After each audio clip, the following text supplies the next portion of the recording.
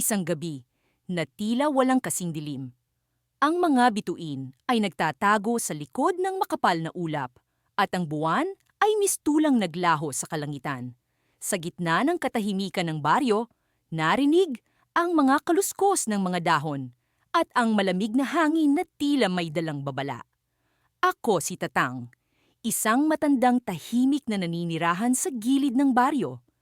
Maraming taon na akong naninirahan dito, ngunit bihira akong makita ng mga tao. Ang alam nila, ako'y isang ordinaryong matanda lamang. Ngunit sa likod ng aking katahimikan, may lihim akong taglay. Isang kapangyarihan na matagal ko nang itinago sa lahat, maging sa aking sarili. Ang kapangyarihan ito ay hindi ko ginamit kailanman hanggang sa dumating ang gabi na iyon. Habang ako'y nagmumuni-muni sa aking lumang tahanan, narinig ko ang sigaw ng isang bata mula sa labas.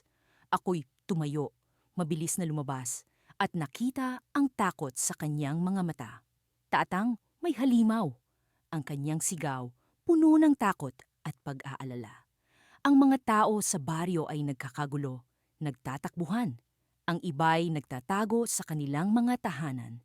Ang ingay ng mga yapak at sigaw ay umabot sa aking pandinig at naramdaman ko ang pag-alon ng adrenaline sa aking katawan. Isang halimaw na hindi ko pa kailanman nakita. Malalaki ang kanyang mga mata, tila nang ungusap ng puot, at ang kanyang katawan ay mistulang gawa sa mga ugat at lupa. Ang kanyang paggalaw ay mabagal, ngunit puno ng lakas. Bawat hakbang ay nagdudulot ng pagyanig sa lupa. Ang kanyang pagdating ay parang isang hindi inaasahang bagyo, nagdulot ng takot sa lahat. Sa kabila ng takot, naramdaman ko ang pagbangon ng aking tagong lakas. Isang bagay na matagal ko nang itinago. Mabilis kong kinuha ang isang lumang espada na nakatago sa ilalim ng aking kama. Hindi ko alam kung paano ko ito magagamit, ngunit may isang bahagi sa akin na nagtulak na gamitin ito. Ang espadang ito ay may kwento, isang kwento ng mga ninuno na nagligtas sa baryo mula sa kapahamakan. Lumabas ako ng bahay, ang espadang hawak ko'y tila nagbigay sa akin ng lakas na hindi ko pa nararanasan. Ang mga tao sa paligid ay nagulat. Ang kanilang mga mata ay nagtatanong kung ano ang gagawin ng isang matandang tulad ko. Ngunit hindi nila alam ang lihim na taglay ko. Habang papalapit ang halimaw, naramdaman ko ang pag-iinit ng aking katawan, ang pag-alab ng aking damdamin. Ang takot ay unti-unting napalitan ng tapang, at sa bawat hakbang ko patungo sa halimaw, nararamdaman ko ang pagbangon ng aking kapangyarihan. Ang espadang hawak ko ay tila nagliwanag, at ang kapangyarihan mula rito ay nagbigay sa akin ng kakaibang lakas. Hindi ko alam kung saan nanggaling ang tapang na ito, ngunit alam ko ito'y bahagi ng aking misyon. Ang baryo ay nangangailangan ng isang tagapagligtas, at sa gabing ito, ako ang napili ng tadhana. Sa kabila ng aking pagdududa, hindi ko na iniisip ang takot. Ang aking puso ay puno ng determinasyon. Ang aking mga mata ay nakatuon sa halimaw at ang aking mga kamay ay handang lumaban. Sa isang iglap, naramdaman ko ang pagyanig ng lupa. Ang halimaw ay nagpasimula ng kanyang pag-atake. Ngunit bago pa man siya makalapit, isang liwanag ang bumalot sa amin. Isang liwanag na mula sa espadang hawak ko. Isang liwanag na tila nagmumula sa kalangitan. At sa gitna ng liwanag na iyon, naramdaman ko ang pag-angat ng aking katawan, ang pagbangon ng aking tunay na lakas. Ano ang lihim na bumabalot sa espadang ito? At paano ko magagamit ang kapangyarihang ito laban sa halimaw? Sa pagdilim ng kalangitan, ramdam ko ang malamig na hangin na unti-unting bumaba sa aming baryo. Ang mga alingawngaw ng nalalapit na panganib ay tila mga bulong na nagmumula sa mga sulok ng kagubatan. Ako, si Lolo Andres, isang matandang tahimik na madalas na hindi pinapansin ng karamihan. ay may lihim na misyon ngayong gabi. Ang baryo ay nangangailangan ng tagapagtanggol at ako ang kanyang itinakda. Hindi na bago sa akin ang mga ganitong pangyayari. Sa loob ng maraming dekada, ako'y naging bantay sa likod ng mga anino, tagapagligtas na hindi inaasahan. Sa paglipas ng panahon, ang aking mga kakayahan ay aking itinatago sa likod ng aking payak na anyo. Hindi nila alam, sa likod ng aking katahimikan ay ang kapangyarihang maaring bumago sa takbo ng kanilang mga buhay. Habang ang mga tao sa baryo ay nagkukumpulan sa gitna ng plaza, dinudurog ng takot at pag-aalala, ako'y naglakad papalayo, patungo sa kagubatan kung saan naroon ang pinagmulan ng panganib. Ang halimaw na ito, isang nilalang na lumilitaw tuwing ikatlong dekada, ay nagbalik upang muling maghasik ng lagim. Ang kanyang mga mata ay nagliliyab sa galit. Ang kanyang mga kuko ay matalas na parang espada. At ang kanyang sigaw ay kayang yumanig sa kaluluwa ng sinumang makarinig. Ang aking mga hakbang ay pabilis ng pabilis. Ang aking puso ay bumibilis ang tibok sa bawat hakbang. Sa loob ng kagubatan, nararamdaman ko ang pulso ng kalikasan. Ang mga dahon ay nag-uusap. Ang mga puno ay nagmamasid. Alam nila ang laban na magaganap. Ang kanilang mga ugat ay bumubulong sa akin ng lakas. Sa isang kisap mata, narating ko ang gilid ng isang lawa kung saan nagtatago ang halimaw. Ang halimaw ay tila isang malaking anino sa ibabaw ng tubig. Ang kanyang anyo ay nag-iiba-iba. Minsang tila isang higanting paniki, minsang parang isang mabangis na kabayo. Hindi ko ininda ang takot. Nilabanan ko ang aking pangamba at isinuko ang aking sarili sa kapangyarihang matagal ko nang iningatan. Sa aking bulsa, nariyan ang isang malakristal na bato, isang pamana ng mga ninuno na siyang susi sa aking tagong lakas. Hinawakan ko ito ng mahigpit at sa isang iglap, ang aking anyo ay nagbago. Ang aking katawan ay nagliwanag. Ang aking mga mata ay nagningning na parang mga bituin sa gabi. Ang halimaw ay napaatras, tila nabigla sa aking biglaang pagbabago. Alam kong wala na akong oras upang magduda. Kailangan kong iligtas ang baryo, kailangang wakasan ang sumpa ng halimaw. Sa isang iglap, kami nagharap. Ang halimaw ay sumugod, ang kanyang mga kuko ay naglalabasan. Handang punitin ng sinumang tatayo sa kanyang daraanan. Subalit sa aking mga kamay, ang kristal ay nagbigay sa akin ng kapangyarihang lumaban. Ang aking mga galaw ay naging mabilis. Ang aking mga suntok ay naging matibay. Ang bawat tama ay tila kidlat na bumagsak mula sa langit. Sa gitna ng aming laban, naramdaman ko ang pag-ikot ng hangin, ang pag-alon ng tubig, at ang paggalaw ng lupa. Ang kapaligiran ay tila naging bahagi ng laban. Ang mga elemento ay naging kakampi ko. Sa bawat hakbang, sa bawat galaw, ang halimaw ay unti-unting nawawalan ng lakas. Ngunit sa kabila ng kanyang kahinaan, ang kanyang galit ay hindi nawawala. Alam kong hindi siya basta-basta susuko. Hanggang sa isang sandali, sa isang hindi inaasahang pagliko ng aking kapalaran, isang lihim ang nabunyag. Sa isang kisap mata, naramdaman ko ang pagigting ng aking kapangyarihan. Isang pamilyar na pakiramdam na nagmula sa puso ng halimaw.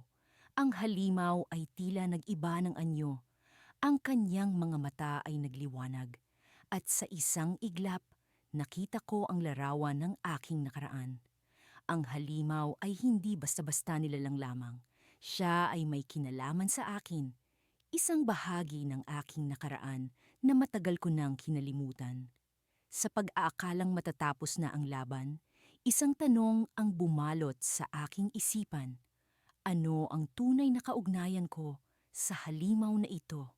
Sa likod ng kanyang mabangis na anyo, mayroong isang lihim na nagkukubli, isang lihim na magbabago sa lahat ng aking nalalaman.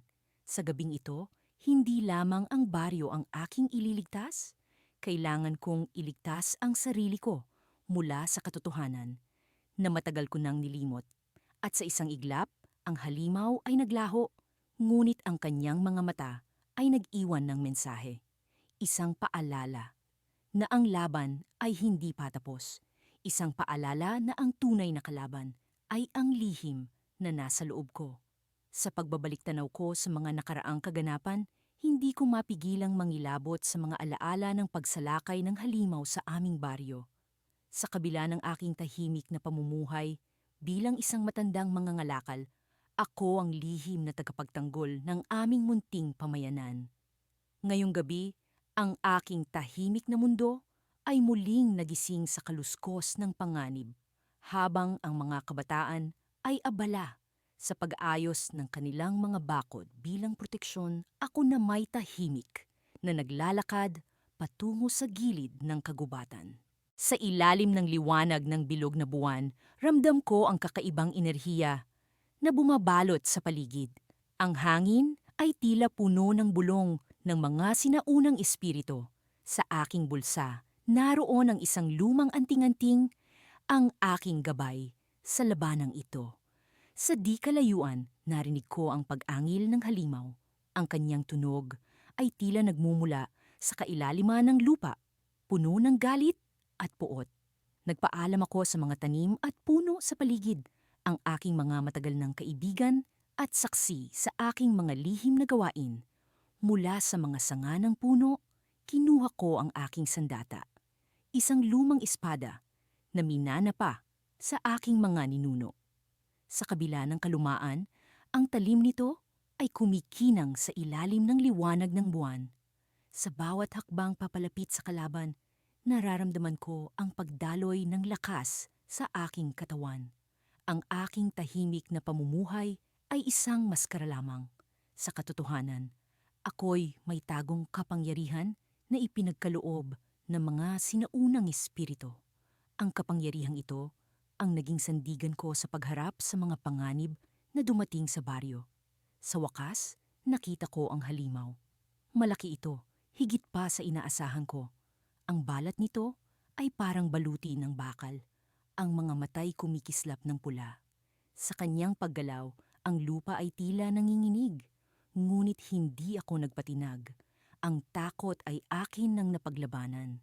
Sa halip, iniisip ko ang kaligtasan ng mga tao sa baryo, ang kanilang mga pangarap, at ang kanilang kinabukasan. Nagsimula ang laban. Mabilis ang galaw ng halimaw, ngunit mas mabilis ang aking mga hakbang. Sa bawat iwas at hambalos, nararamdaman ko ang paglalim ng aking koneksyon sa mga espiritong tagapagbantay. Sa aking isipan, naroon ang mga tagubilin ng aking ninuno, ang mga lihim na teknik na aking pinanday sa mga nakaraang taon. Ang bawat tama ng espada sa halimaw ay tila kasabay ng pag-awit ng mga espiritu. Ang aking mga galaw ay hindi lamang resulta ng matinding pagsasanay, kundi ng isang mas malalim na koneksyon sa kalikasan. Ang pakikipaglaban ay parang isang sayaw, isa sa pagitan ng buhay at kamatayan. Ngunit sa gitna ng laban, may kakaiba akong naramdaman. Isang bagay na hindi bahagi ng halimaw. Isang enerhiya na tila sumasalamin sa akin. Sa isang iglap, nakita ko ang mata ng halimaw at sa loob nito ang isang imahe.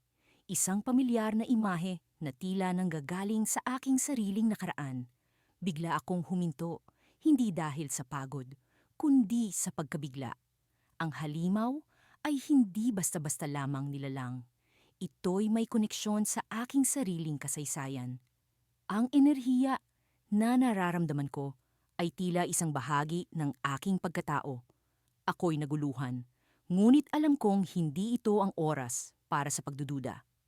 Habang nagpatuloy ang laban, naramdaman ko ang isang panghihina. Hindi ito pisikal na pagod, kundi isang emosyonal na pagkasira. Ang bawat galaw ay parang paglalaban sa sarili. Sa likod ng halimaw, isang anino ang unti-unting lumilitaw. Isang anino ng isang tao, isang pamilyar na figura na aking nakilala. Sa isang mabilis na kilos, binalingan ko ang anino. Ang aking puso ay puno ng tanong at pag-aalinlangan. Sino siya? Bakit siya narito? Ngunit bago ko pa man malaman ang sagot, ang anino ay naglaho at ang halimaw ay bumagsak sa lupa. Talo sa laban. Ang baryo ay ligtas, ngunit ang aking kalooban ay puno ng katanungan. Sino ang figura sa likod ng halimaw? Ano ang koneksyon nito sa akin?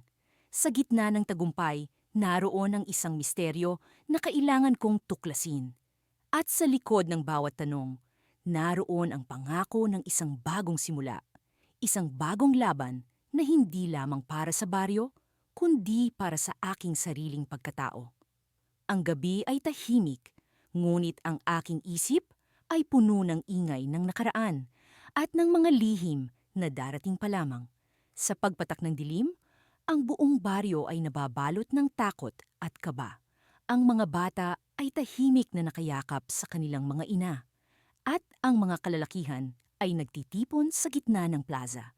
Nag-uusap-usap at nagbabalak kung paano haharapin ang halimaw na matagal nang nagpapahirap sa aming pamayanan. Ako, bilang isang matandang tahimik na nakatago sa mga anino ng mga kubo, ay pinagmamasdan silang lahat mula sa likod ng aking bintana. Walang sino man ang nakakaalam na ang kanilang inaasahan ay naroon lamang sa tabi nila. Nagmamasid, nag-aabang. Ako si Tandang Lino, kilala sa baryo bilang isang ordinaryong mangingisda. Ngunit sa katotohanan ay may taglay na lihim, na lakas at kaalaman sa mga sinaunang mahika. Ang lakas na ito ay matagal kong itinago. Mula pa noong mga panahong ang aking sariling mga magulang ay biktima ng halimaw. Ngayon, sa gabing ito, dumating na ang oras para gamitin ko ang aking kapangyarihan upang iligtas ang baryo. Ang halimaw na aming kinatatakutan ay isang sinaunang nilalang na kilala sa tawag na silakbo. Isa itong malaking hayop na tila nagmula sa mismong kadiliman ng gubat. Ang kanyang mga mata ay kumikinang sa gabi at ang kanyang halakhak ay nagdudulot ng sindak sa sinumang makarinig nito. Isang buwan na mula nang huli itong umatake at sa tuwing lumilitaw, palaging may naglalaho sa baryo. Ngayon, natunugan kong darating na naman ito. Sa pagdating ng gabi, nagsimula akong maghanda. Sa ilalim ng aking kubo, sa isang lumang baul, naroon ang mga kasangkapan kong matagal ko nang itinago. Isang lumang espada na may ukit ng mga sinaunang rune. Isang baluti na gawa sa balat ng mga nilalang ng kagubatan. At ilang mga botelya ng eliksir na gawa sa mga halamang gamot na ako mismo ang nagtanim. Isa-isa kong kinuha ang mga ito at sa aking paglabas sa pintuan, naramdaman ko ang bigat ng responsibilidad sa aking balikat. Ang daan patungo sa pusod ng gubat ay madilim at tila walang katapusan.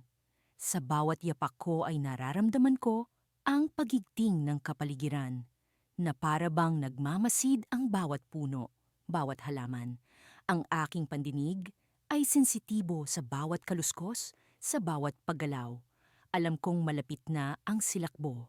Sa pagdating ko, sa pagdating ko sa isang maliit na paglilinaw sa gitna ng gubat, doon ko siya nakita.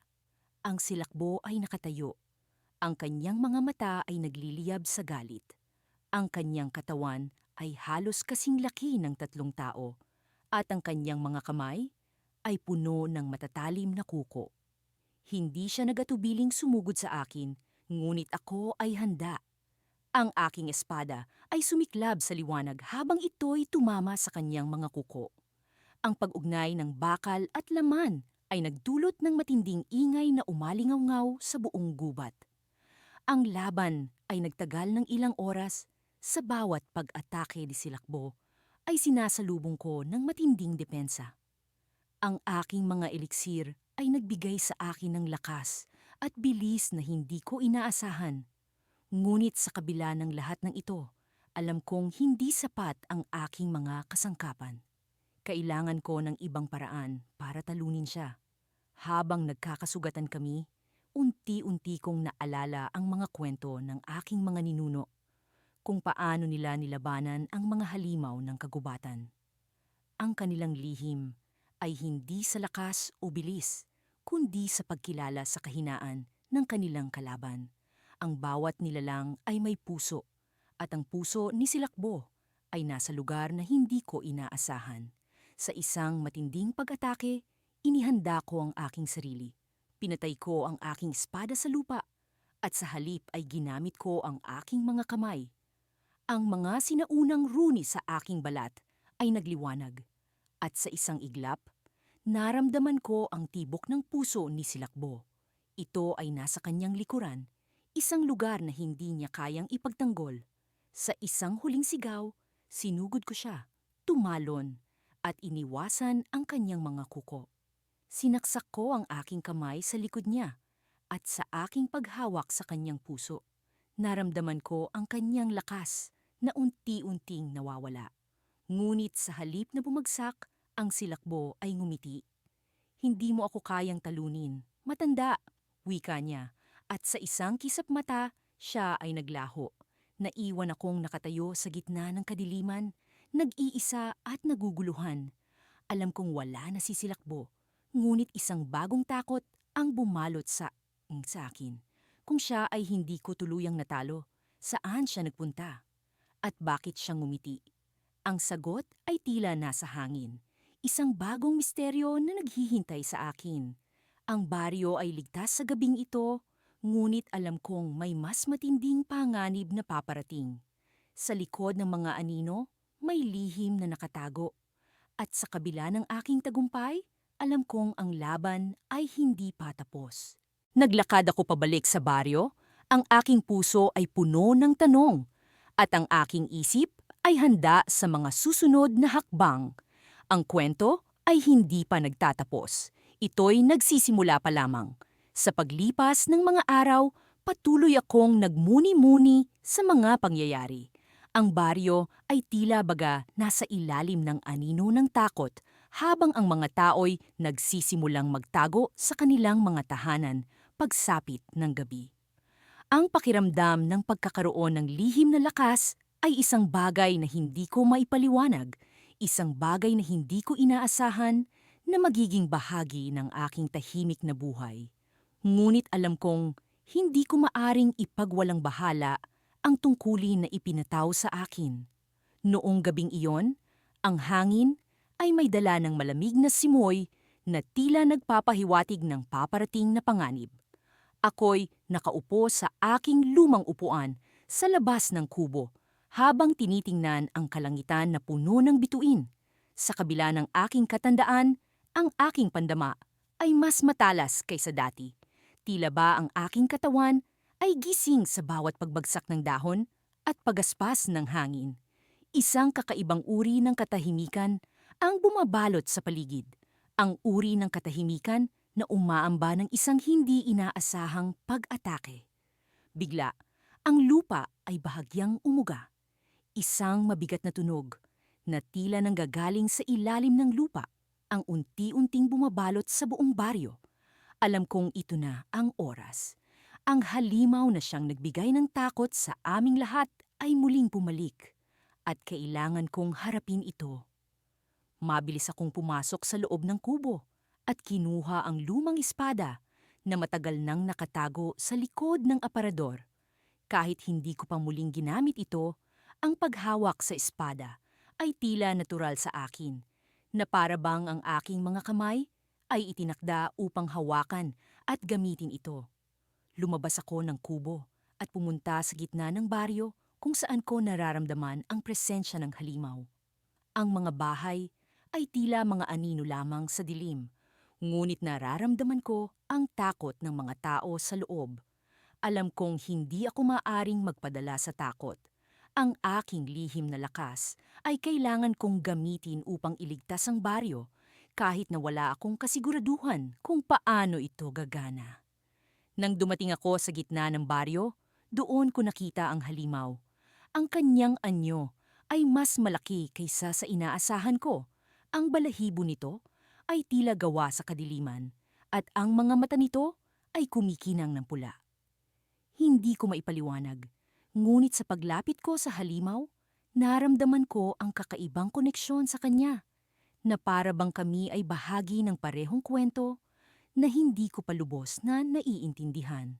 Nagumpisa ang halimaw na umungol, isang tunog na nagpatindig sa aking balahibo.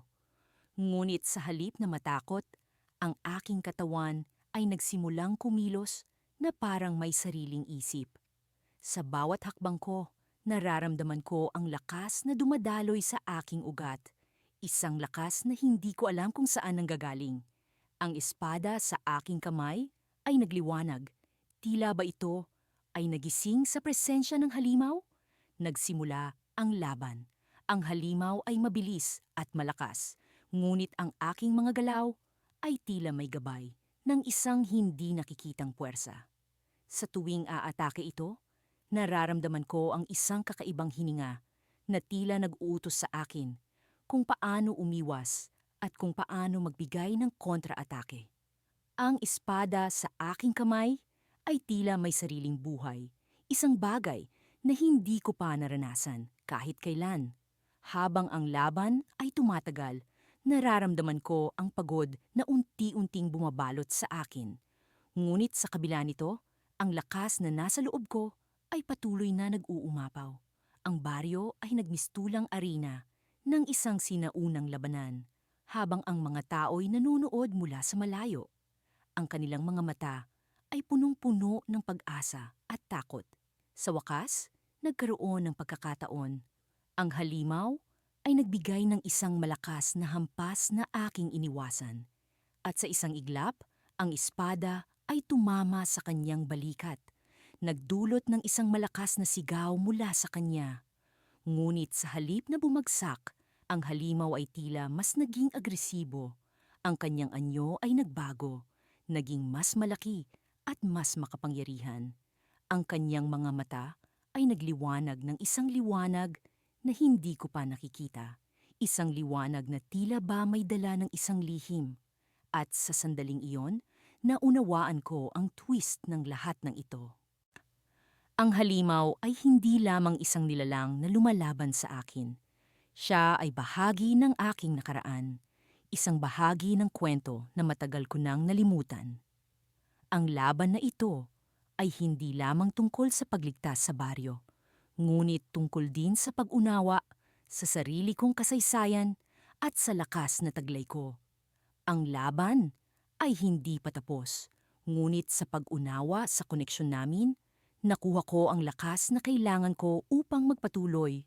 Ngunit paano ko siya matatalo kung siya ay bahagi ng akin? Ang tanong na ito ay bumalot sa aking isipan habang ang halimaw ay muling nagbigay ng isang malakas na pag-atake. Sa gitna ng dilim, ang liwanag ng espada ay nagpatuloy, naging gabay ng aking mga hakbang sa laban na ito. Isang laban na ang katapusan ay hindi pa natatanaw. Sa ilalim ng malamlam na sinag ng buwan, naglalakad ako sa madawag na daan patungo sa pusod ng kagubatan, kung saan nakatago ang lihim na puwersa ng halimaw na sumasalanta sa aming baryo. Ang mga yapak ko'y maingat upang hindi makalikha ng ingay at matanto ng anumang nilalang ang aking pagdating. Bilang isang matandang tahimik at tila mahina, hindi nila alam na sa kabila ng aking anyo ay nagtatago ang isang kapangyarihang matagal ko nang inilihim. Habang isinasalaysay ko ang aking kwento, narinig ko ang mga alulong ng mga ligaw na aso, hudyat ng paghahanda ng halimaw sa kanyang susunod na pag-atake. Ang mga alingawngaw ng takot at pagkabahala ng mga taga-baryo ay tila suntok sa akin, nagpapalakas sa aking determinasyon na tapusin ang kalbaryong ito. Nagpatuloy ako sa aking paglalakbay hanggang sa marating ang isang maliit na bakuran sa gitna ng kagubatan. Dito, sa ilalim ng isang matandang puno ng baleti, ay nakatago ang isang sagradong bato na may ukit ng sinaunang mga simbolo. Ang bato ang siyang pinagmumulan ng aking lakas, isang lihim na kapangyarihang ipinagkatiwala sa aking angkan mula pa noong unang panahon. Hinawakan ko ang bato at naramdaman ang init nito na unti-unting bumabalot sa aking katawan. Ang aking mga kalamnan ay tila muling nagbigay buhay, ang aking paningin ay luminaw, at ang tibok ng aking puso ay bumilis. Tanda ng muling pagbangon ng aking tagong kapangyarihan. Sa puntong ito, handa na akong harapin ang halimaw. Sa aking pagbalik sa daan, naramdaman ko ang kakaibang presensya na tila sumusubaybay sa akin. Hindi ko ito pinansin sapagkat alam kong bahagi ito ng panganib na aking hinaharap. Subalit, sa gilid ng aking mata, nakita ko ang mga anino na tila gumagalaw kasabay ng aking bawat hakbang. Nalaman kong hindi ako nag-iisa sa kagubatang iyon. Nang marating ko ang isang maliit na clearing, naroon na ang halimaw. Ang anyo nito'y hindi maipaliwanag.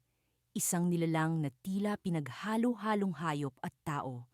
May mga matang kumikislap sa dilim at mga pangil na handang lumapa ng sinumang magtangkang humadlang sa kanyang layunin. Huminga ako ng malalim, kinakalma ang aking sarili bago sumiklab ang labanan. Ang mga galit at sigaw ng halimaw ay tulad ng kulog na gumulantang sa buong kagubatan. Itinaas ko ang aking mga kamay at ang kapangyarihang mula sa sagradong bato ay bumalot sa akin. Nagdulot ng liwanag na pumatay sa kadiliman sa paligid. Nagpatuloy ang laban, isang malaalamat na tunggalian ng kapangyarihan at tapang. Bawat hampas ng halimaw ay sinasagot ko ng lakas na hindi ko kailanman naisip na magmumula sa akin. Ang mga puno ay nagsisilbing saksi sa pagduelo. Ang hangin ay tila humuhuni ng awit ng digmaan. Ngunit sa kabila ng aking lakas, naramdaman ko ang pagod. Bawat galaw ng halimaw ay tila pahiwatig na hindi ito isang ordinaryong nilalang. May kung anong kakaiba sa kanyang kilos na tila may ibang puwersang umaalalay sa kanya. Sa isang iglap, isang matinding hampas ang dumapo sa akin at ako'y napaluhod sa lupa. Habang ako'y nakaluhod, ang halimaw ay tila naghintay ng tamang sandali upang tapusin ang laban. Subalit, sa gitna ng aking kahinaan, naramdaman ko ang isang kakaibang presensya sa paligid. Ang mga anino na kanina'y sumusunod sa akin ay unti-unting nagkakaroon ng anyo. Sila ay mga espiritu ng mga sinaunang mandirigma ng aming angkan, handang magbigay suporta sa akin sa oras ng aking pangangailangan. Sa kanilang tulong, nagkaroon ako ng panibagong lakas. Muli akong tumayo at hinarap ang halimaw na may bagong sigla. Ang aking mga galaw ay hindi na lamang aking sarili, kundi nagmula na rin sa mga espiritong nagbabantay sa akin. Ang halimaw, na kanina'y tila walang kapantay, ay unti-unting nagpakita ng kahinaan. Sa huling yugto ng labanan, nagawa kong patumbahin ang halimaw. Ang kanyang sigaw ay umalingaw-ngaw sa buong kagubatan, tanda ng kanyang pagkatalo. Ngunit bago ko pa man maisagawa ang huling hampas, naglaho bigla ang halimaw na tila usok na tinangay ng hangin. Naiwan akong nag-iisa sa clearing, nagtataka at nagtatanong kung ito na ba ang katapusan. Ngunit sa likod ng aking isip, naroon ang isang katanungan. Ano ang puwersang umaalalay sa halimaw? At sino ang nagpasimula ng lahat ng ito? Ang sagot ay tila itinatago pa ng dilim ng gabi. Ngunit isa lang ang tiyak, hindi pa natatapos ang aking misyon. At sa bawat hakbang pabalik sa baryo, dala ko ang pangakong hindi ako titigil hanggat hindi ko nalalaman ang katotohanan. Sa pagbalik ko, isang bagong kabanata ang nagbubukas, puno ng lihim na handa kong tuklasin. At sa likod ng aking isipan, isang bagong pagsubok ang naghihintay na aking harapin. Sa gabing ito, ang hangin ay tila humuhuni ng mga lihim na awit ng kalungkutan.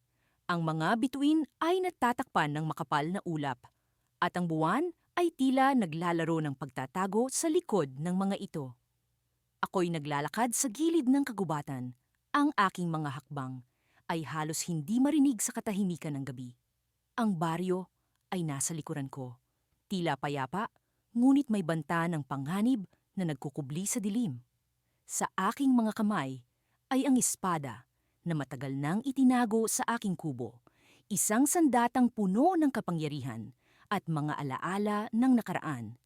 Ang espada ay minana ko mula sa aking ama, isang matapang na mandirigma na nagligtas din sa baryo laban sa mga halimaw noong kanyang panahon. Ang kanyang alaala ay laging nasa aking isipan, lalo na tuwing ako'y nahaharap sa panganib. Sa paglipas ng oras, naramdaman ko ang pagdating ng halimaw. Ang lupa ay bahagyang umuga, at ang mga puno sa kagubatan ay nag-uugoy na parang sila'y may sariling buhay. Ang kanyang mabangis na paghinga ay tila isang mabigat na ulap ng usok na unti-unting lumalapit sa akin. Hindi na ako bago sa ganitong pakiramdam, ngunit sa bawat engkwentro, ang kaba ay hindi pa rin nawawala. Nang sa wakas ay lumitaw ang halimaw mula sa dilim, ang anyo nito ay mas nakakatakot kaysa dati. Ang kanyang mga mata ay nagliliyab ng pulang apoy at ang kanyang mga pangil ay kasing talim ng pinakamatulis na espada. Ang kanyang katawan ay nababalutan ng makakapal na kaliskis na tila hindi matitinag ng kahit anong sandata. Ngunit alam ko ang kanyang kahinaan, isang lihim na aking natuklasan matagal na panahon na ang nakalipas. Habang papalapit siya, hinanda ko ang aking sarili para sa labanan. Ang espada sa aking kamay ay nagsimulang magningning, isang palatandaan na ito'y puno ng enerhiya at handa ng gamitin. Napabaling ang aking isip sa isa sa mga pag-uusap ko sa matandang manggagamot ng baryo na nagbigay sa akin ng palatandaan kung paano ko matatalo ang halimaw. Ang kanyang mga salita ay lumutang sa aking isipan.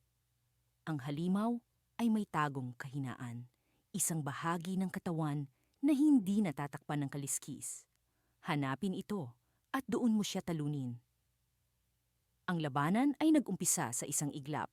Tumalon ang halimaw patungo sa akin, ngunit ako'y mabilis na nakailag. Ang kanyang mga kuko ay sumayad sa lupa, nag-iwan ng malalalim na hiwa. Sa bawat galaw niya, ako'y nagsusuri, pilit na hinahanap ang kahinaan na aking tinutukoy. Sa gitna ng kaguluhan, ang aking mga mata ay nagtama sa isang bahagi ng kanyang katawan, isang maliit na bahagi sa ilalim ng kanyang leeg na walang kaliskis. Isang pagkakataon na hindi ko dapat palampasin. Sa isang mabilis na galaw, ako'y lumundag at inabot ang kanyang leeg gamit ang aking espada. Ito'y tumama ng mariin at naramdaman ko ang pag-agos ng mainit na dugo sa aking kamay.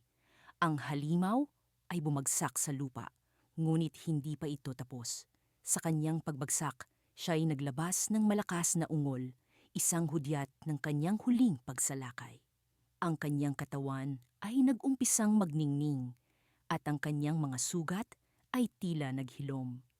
Ang kanyang anyo ay unti-unting nagbago at sa aking gulat, ang halimaw ay naging isang tao, isang nilalang na may pamilyar na mukha.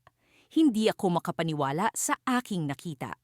Ang halimaw ay naging silakan, ang matagal nang nawawalang anak ng datu. Ang kanyang mga mata ay puno ng luha at pagsisisi. Patawarin mo ako, ang kanyang mahina ngunit malinaw na sabi. Ang sumpa ng kagubatan ang nagpalit sa akin. Ako'y naging halimaw dahil sa aking mga kasalanan. Ang kanyang mga salita ay parang mga punyal na tumusok sa aking puso. Ang baryo ay aking nailigtas, ngunit sa anong kapalit? Ang isang inosenteng buhay ay nasira dahil sa mga lihim na nakatago sa kagubatan. Ako'y lumuhod sa tabi ni Lakan, hinawakan ang kanyang kamay, at nangakong hahanapin ang lunas para sa kanyang kalagayan. Ngunit bago pa man ako makapagsalita, ang lupa ay muling umuga. Sa aking likuran, ang kagubatan ay tila nagising sa isang bagong peligro. Sa dilim, may mga aninong naglalabasan, mga nilalang na mas marami at mas malalakas. Ang laban ay hindi pa tapos at ang tunay na panganib ay nagsisimula pa lamang. Ang gabi ay puno ng mga lihim at ako'y muling haharap sa mga ito. Ngunit sa pagkakataong ito, alam kong hindi ko na ito magagawa ng mag-isa. Sa kabila ng katahimikan ng gabi, ang mga anino ng takot ay naglalakad sa gitna ng mga kubo ng ating baryo.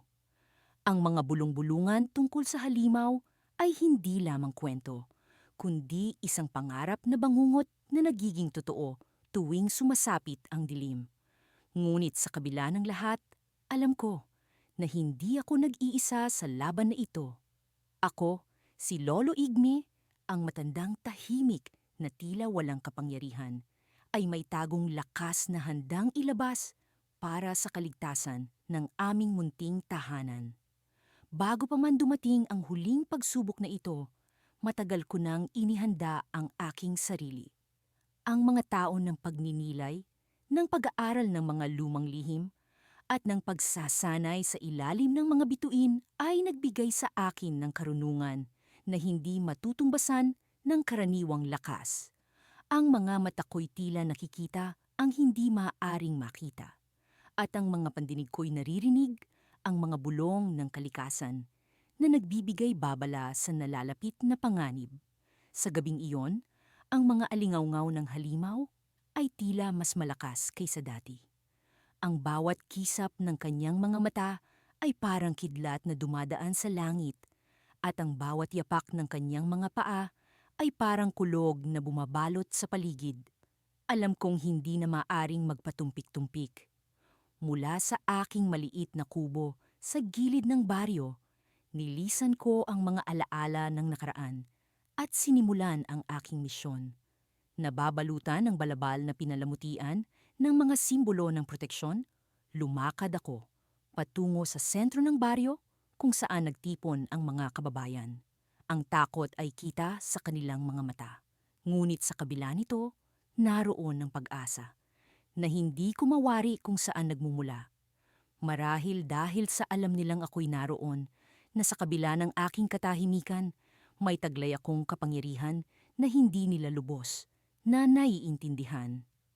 Mga kaibigan, simula ko habang humahakbang patungo sa harapan. Ang halimaw ay malakas, ngunit hindi tayo dapat magpasindak. May taglay akong lihim na lakas na maaring makatulong, ngunit kailangan ko ang inyong tiwala at pagtutulungan. Sa gitna ng usapan, isang batang lalaki ang lumapit sa akin. Si Nilo, ang batang mahilig magtanong sa akin tungkol sa mga kwento ng nakaraan. Sa kanyang mga mata, nakita ko ang pagnanais na malaman ang katotohanan. Lolo Igme, paano mo ba malalabanan ng halimaw? Ano ang tagong lakas mo? Ngumiti ako sa kanya, isang ngiti na puno ng pag-unawa. Ang lakas ng isang tao ay hindi lamang nakikita sa pisikal na anyo. Ito'y nasa puso, sa determinasyon at sa kahandaan na ipaglaban ng tama. Ang aking lakas ay nagmumula sa pagmamahal sa baryo ito at sa paniniwalang walang halimaw ang maaaring maghari kung tayo'y magkakaisa. Mula sa likod ng kubo, inilabas ko ang isang lumang sandata, isang espada, na binuo mula sa mga lumang alamat ng aming ninuno. Hindi ito karaniwang espada, kundi isang bagay na puno ng mga panalangin at dasal. Ito ang aking lihim, sabi ko habang itinataas ang espada. Ngunit hindi ito magiging makapangyarihan kung hindi kayo maniniwala. Lisapasapo saman pantot siyanap. Habang nagkukumpol ang mga tao sa paligid ko, narinig namin ang ungol ng halimaw na papalapit. Ang lupa ay tila nagiging alon sa bawat hakbang nito, ngunit sa kabila ng panganib, ang tapang ng mga kababayan ko ay hindi matitinag. Tayo'y magkaisa, sigaw ni Nilo, na ngayon ay nasa aking tabi. Ipaglaban natin ang ating tahanan. Habang lumalapit ang halimaw, nagtipon-tipon kami sa sentro ng baryo. Ang espada sa aking kamay ay tila nagliliwanag. At ang damdamin ng pagkakaisa ay nagbigay sa akin ng kakaibang lakas. Alam kong ito ang tamang oras para ilabas ang aking tagong kapangyarihan. Ngunit sa huling sandali bago kami magsimula ng laban, isang hindi inaasahang pangyayari ang naganap. Ang halimaw, sa halip na sumugod, ay biglang huminto at tumingin sa akin ng diretso. Sa kanyang mga mata, nakita ko ang isang pamilyar na anyo, isang bagay na nagbigay ng kakaibang takot sa akin. Ang halimaw na kinatatakutan ng lahat ay may hawig sa isang taong kilala ko sa nakaraan. Isang kaibigan na nawala sa gitna ng digmaan, sa gitna ng kaguluhan, biglang nagbago ang aking plano. Ang pag-asa ng baryo ay nasa kamay ko, ngunit ang halimaw na ito ay maaaring may lihim na hindi ko inaasahan. Ang labanang ito ay hindi lamang pisikal, kundi isang personal na paglalakbay patungo sa katotohanan. Sa kabila ng aming kahandaan, ang gabi ay puno ng mga tanong na kailangang sagutin. At sa bawat hakbang ko patungo sa halimaw, ang pag-asa ng baryo ay nakasalalay sa isang hindi inaasahang twist ng kapalaran. Sa katahimikan ng gabi, habang ang buwan ay naglalaro sa ulap, naramdaman ko ang malamig na hangin na tila bumubulong ng babala. Ang bawat hakbang ko ay nagdudulot ng tunog na dumadagundong sa aking pandinig sa kabila ng malambot na lupa na aking tinatahak. Ang mga anino ng puno ay tila mga kamay na umaabot, pilit na sumasakal sa aking nag-aalab na determinasyon. Sa kabila ng aking edad, bumabalik sa akin ang lakas ng kabataan sa pagkakataong ito. Habang papalapit ako sa gitna ng kagubatan, naramdaman ko ang kakaibang presensya, isang malamig na enerhiya na tila bumabalot sa paligid. Alam kong hindi ito ordinaryong gabi. Ito ang gabi kung saan nakatakda kong harapin ang halimaw na matagal nang kilabot ng aming baryo. Sa ilalim ng aking suot na balabal, nakatago ang mga sandatang matagal kong inihanda. Mga sandata na bihasa lamang ang nakakaalam kung paano gamitin. Mula sa likod ng isang malaking puno, lumitaw ang halimaw. Ang kanyang anyo ay hindi pangkaraniwan, mas malaki kaysa sa pinakamalaking tao na may balat na tila gawa sa bakal at mga mata na nag-aapoy sa galit. Ang kanyang pagngangalit ay nagpaikot sa hangin, parang bagyong handang lumamon sa sinumang hahadlang. Sa wakas, nagtagpo rin tayo. Bulongkong ko sa aking sarili, habang hinuhubad ang balabal at inilalantad ang aking sandata. Isang espada na kumikinang sa liwanag ng buwan, isang espada na minana ko pa mula sa aking ninuno, na kilala rin sa kanyang kagitingan. Hindi nag-aksaya ng panahon ng halimaw. Sa isang iglap, sumugod ito sa akin na may kasamang dagundong na halos ikabingi ko. Ngunit sa kabila ng kanyang bilis at lakas, tila bumagal ang oras para sa akin. Lahat ng aking galaw ay tila likas at maingat, isang sayaw ng buhay at kamatayan na matagal ko nang pinaghandaan. Ang unang salpukan ng aming mga sandata ay nagdulot ng malakas na ingay, halos katulad ng kulog. Ramdam ko ang puwersa ng kanyang hampas, ngunit hindi ako natinag. Sa bawat pag-atake ng halimaw, nagawa kong umiwas at sumagot ng sariling mga dagok. Ang aming laban ay nagtapos sa isang masikip na espasyo at doon ko natanto na ang halimaw ay hindi lamang lakas at galit, may taktika rin ito. Habang patuloy ang aming sagupaan, isang alaalang matagal ko nang tinatago ang bumalik sa aking isipan. Isang alaala ng araw na nagsimula ang lahat ng ito. Matagal na palang nakatadhanang mag-cruise ang aming landas. Ang halimaw na ito ay hindi lamang isang nilalang na dumating para manggulo. May mas malalim itong dahilan, isang lihim na unti-unting nabubunyag sa akin habang kami naglalaban. Sa isang iglap ng pag-iisip, isang ideya ang sumagi sa akin. Hindi ko ito kayang talunin sa pamamagitan lamang ng lakas at kagalingan. Kailangan kong gamitin ang aking talino at ang lihim na aking natutunan mula sa mga sinaunang kasulatan. Habang nag-iisip, patuloy kong iniiwasan ang mga atake ng halimaw. hanggang sa dumating ang tamang pagkakataon. Sa isang mabilis na galaw, pinutol ko ang isang sanga ng puno at ginamit ito bilang pangharang. Ang halimaw ay naguluhan sa aking ginawa at iyon ang naging sandali ng aking pag-atake. Sa isang maliksing galaw, nagawa kong saksakin ang halimaw sa kanyang kaliwang balikat, sanhi upang ito'y mapaatras at magbuga ng malakas na ungol. Ngunit sa halip na bumagsak, ang halimaw ay tila nakangiti pa rin sa kabila ng tinamong sugat. May kung anong nagbago sa kanyang anyo, isang pagbabago na nagbigay sa akin ng kaba. Nagsimula itong bumuo ng isang anyo na tila pamilyar sa akin.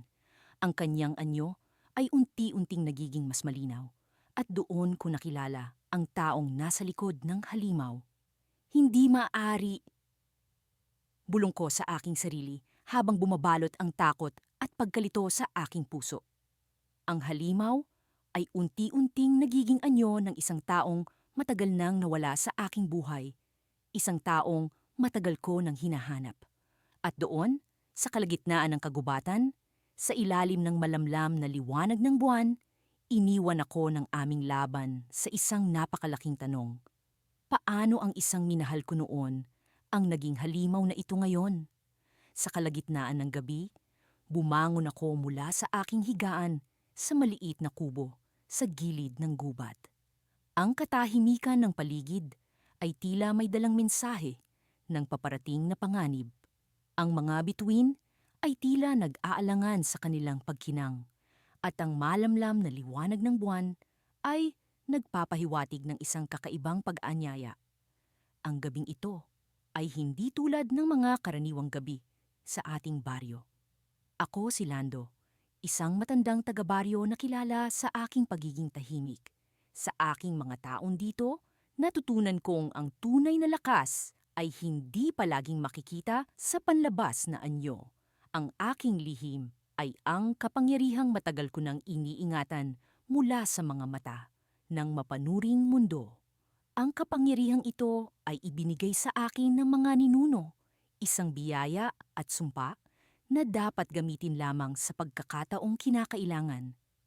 Ang mga bulong ng hangin ay nagdadala ng mga kwento ng isang halimaw na nagkukubli sa dilim.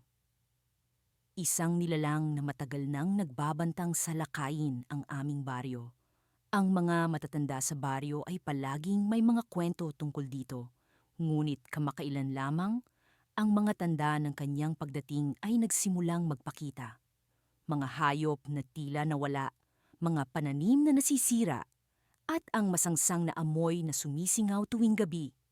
Sa aking paglabas sa kubo, nakita ko ang mga anino ng mga puno na nagniningas sa ilalim ng liwanag ng buwan.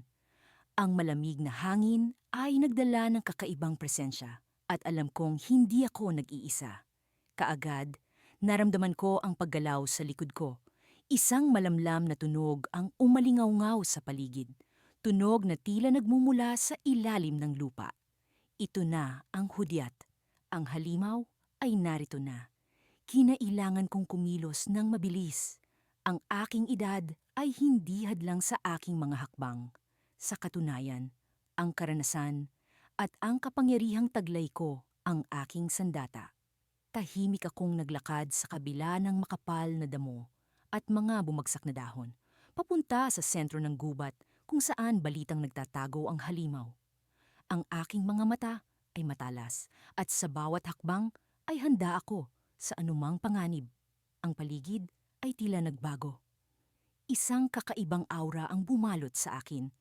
Ang mga puno ay tila nagmamasid at ang hangin ay tila nag-uusap. Sa paglapit ko sa lugar, narinig ko ang isang malalim na paghinga. Isang tunog na nagpapakilala ng isang nilalang na hindi makikita sa karaniwang liwanag.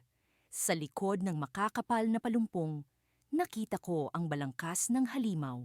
Malaki ito, higit pa sa inaasahan. Ang kanyang mga mata ay pula at ang kanyang balat ay tila yari sa matigas at magaspang na bato. Ngunit bago pa man siya makagalaw, nagamit ko ang kapangyarihan ng aking mga ninuno. Ang aking mga kamay ay kumilos na parang may sariling buhay at ang enerhiya ay dumaloy sa akin. Lumilikha ng isang liwanag na nagmula sa aking kaluluwa. Ang liwanag na ito ang siyang nagbigay sa akin ng lakas upang labanan ang halimaw. Sa gitna ng laban, naramdaman ko ang pagdagsa ng enerhiya na tila hindi ko pa nararanasan. Ang halimaw ay nagalit at ang kanyang bagsik ay nagdulot ng matinding takot. Ngunit sa kabila nito, hindi ako nagpatinag. Ang aking kapangyarihan ay umabot sa kanyang sukdulan at sa isang iglap, ang halimaw ay nawala ng lakas at bumagsak sa lupa. Ang katahimikan ay muling bumalik sa paligid at ang hangin ay muli kong naramdaman sa aking balat. Akala ko'y tapos na ang lahat, ngunit may isang bagay na hindi inaasahan. Sa gitna ng katahimikan, may narinig akong bulong. Isang bulong na nagmumula sa mismong katawan ng halimaw. Hindi ito ang katapusan. Sabi ng tinig, ako ay isa lamang sa marami. Kami ay darating at hindi mo kami mapipigilan. Ang mensaheng ito ay nagbigay ng kakaibang pakiramdam sa akin. Ang halimaw na ito ay hindi lamang isang nilalang. Ito ay bahagi ng isang mas malaking banta. Ang baryo ay hindi paligtas at ang aking laban ay nagsisimula pa lamang. Sa likod ng aking tagumpay, naroon ang pangamba ng isang mas malaking digmaan. Ang lihim kong kapangyarihan ay muling susubukin at ang baryo ko ay patuloy kong ipagtatanggol. Sa likod ng mga anino, nararamdaman ko ang presensya ng iba pang nilalang. Ang aking puso ay muling bumilis at alam kong ang gabing ito ay simula pa lamang ng isang mas malaking laban. Ang baryo ay nasa panganib at ako, si Lando, ang tahimik na tagapagtanggol, ay muling haharap sa dilim.